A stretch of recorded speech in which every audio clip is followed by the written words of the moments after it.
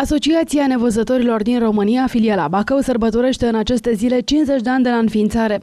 Sâmbătă, la sediul din Vadul Bistriței 4, a avut loc reunirea veteranilor ce au cinstit memoria celor dispăruți și a celor prezenți. Debutăm șirul de sărbători a împlinirii a 50 de ani de activitate a filialei Nevăzătorilor din județul nostru.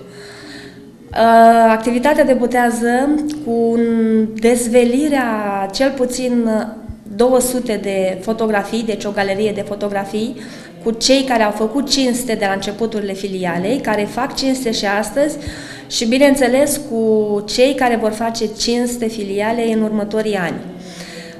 Am aranjat și un colțișor, să spun așa, de suflet, în care am amplasat iconițe și un moment, zic eu, destul de emoționant, întâlnirea celor care mai trăiesc de atunci, din februarie 1961. Pentru comemorarea celor care au trecut la cele veșnice, la sediul filialei s-a organizat un moment religios pentru că apoi aproximativ 40 de persoane să se deplaseze în comuna Corbasca la mănăstirea Pogleți pentru a continua sărbătoarea.